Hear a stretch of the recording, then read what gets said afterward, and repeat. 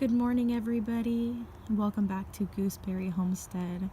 It is a beautiful overcast day. I will zoom up so you can see the clouds, and it is sprinkling a little bit. And I wanted to share with you guys a couple of my plants in front of my greenhouse. Now, I had done previously 2 other videos this weekend, and they were about 20 minutes long, you guys, and I've decided I have to really try not to make super long videos for you guys anymore.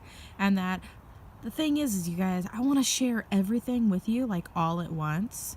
And then I'm like, well, now I don't have a video to make because I've shared everything. So I'm just going to share 2 things this morning. And I've got my coffee. Yes. And I'm out here early. It's just about 8 o'clock right now, and we're on the west coast, so Washington State, and I'm just gonna show you what I got going on over here in these 2 smaller pots right here on the corner.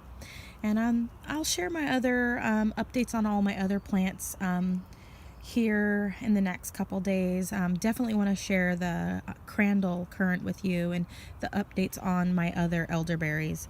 So we'll go ahead and I'll squat down here so you guys can see up close, because I'm holding my camera with my right hand and I'm holding my coffee with my left hand, and I got my little shrug on, nice and cozy.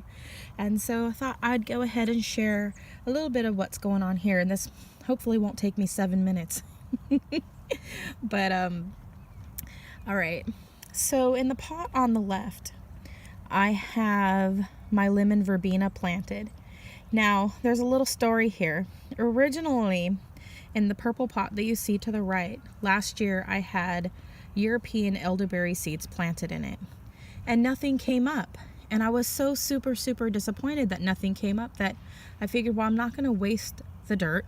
And I just spread the dirt out, like I pulled it out, and I stuck my little lemon verbena plant into the pot where I had the elderberry seeds planted. And I had no idea, you guys, because I went to the internet the other day and I was reading up on it, and sure enough it says, somebody said, if you plant elderberries in the spring expecting that they're going to come up in the summer months, you're going to be sorely disappointed. And that's exactly how I felt, you guys. I gotta not squat, I'm getting too old for that. And they said you'll be sorely disappointed if you plant elderberry seeds in the spring and nothing comes up by summertime. And that was the experience for me. And I got impatient, and so I planted my lemon verbena in there. Well, the lemon verbena overwintered, and I noticed about last month that the lemon verbena actually, the wood around the bottom of it actually split. It had gotten like too moist or something, I'm not exactly sure, and a lot of the bark had come loose from around the base of it near the ground, and it was a good almost 1.5 inch distance, and so where all of the bark had come loose. And I don't know why it did that or what, but I'm just gonna set my coffee down on the ground. There we go. And so I was like, okay, well, I wanted a couple months, like a month and a half ago, I was needing a couple more of these pots right here, these purple pots. And for like the Ivan's Beauty Ash and the couple of my other plants that I had gotten at Rain Tree. And so I had actually moved the lemon verbena out of one of the purple pots that I had it in, and I moved it into this little black pot.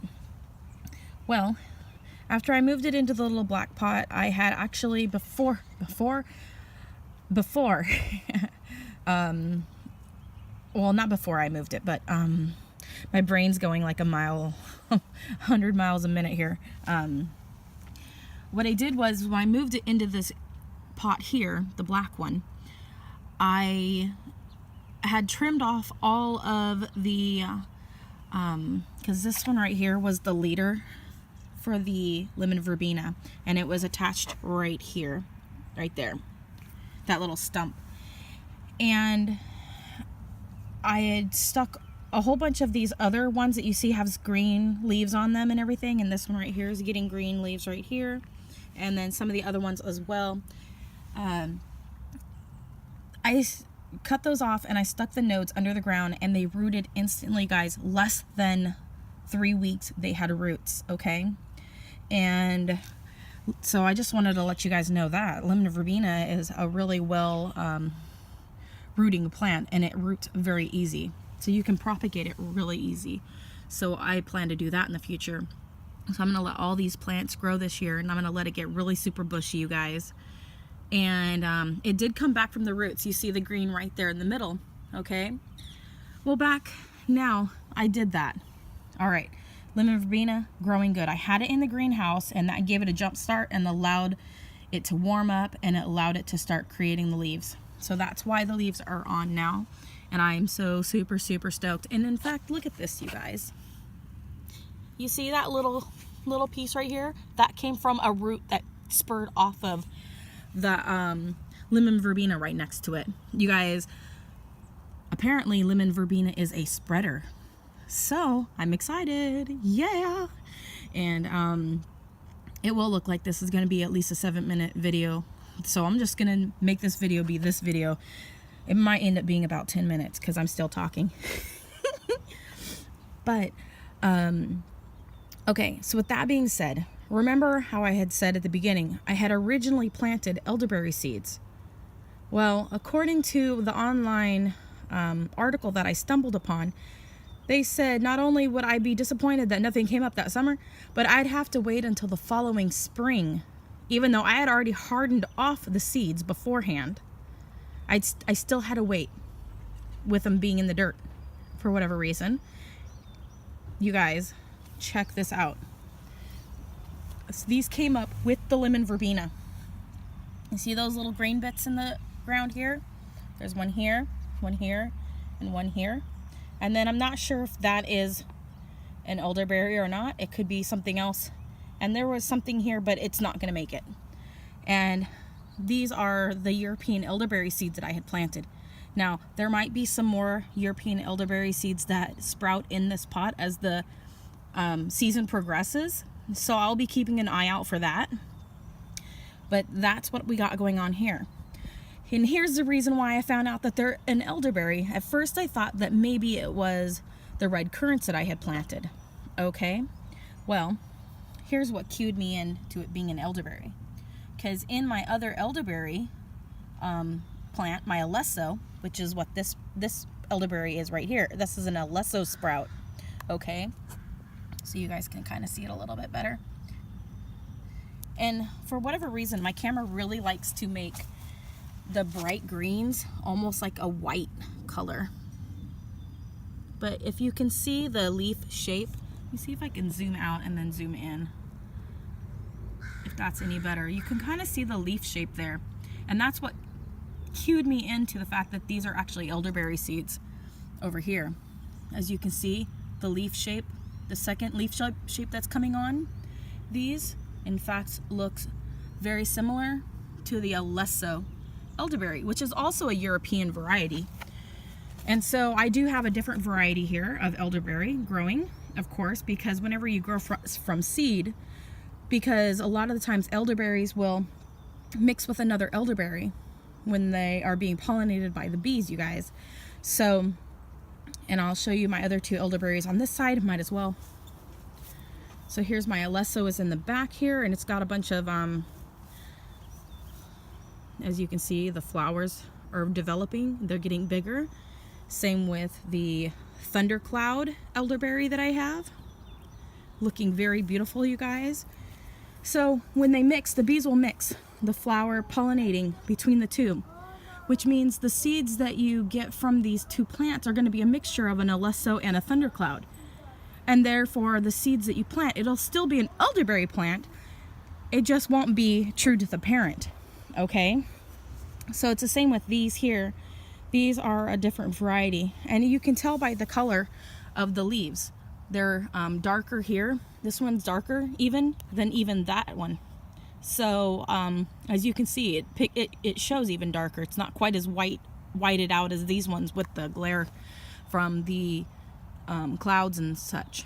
So really, really exciting, you guys. So I'll be watching those grow, and I planted them into this pot so that they could be alone, because my one plant that I had in this pot was my goldenberry, and I have just a sprout left of that survived the winter out of the big pot of ones that I had overwintered in my house. And if it survives, it survives. If it doesn't, I'm not going to worry about it, you guys. But I'm super excited about this. So I did manage to get a couple of my European elderberries that I planted last year, and I am super ecstatic about that.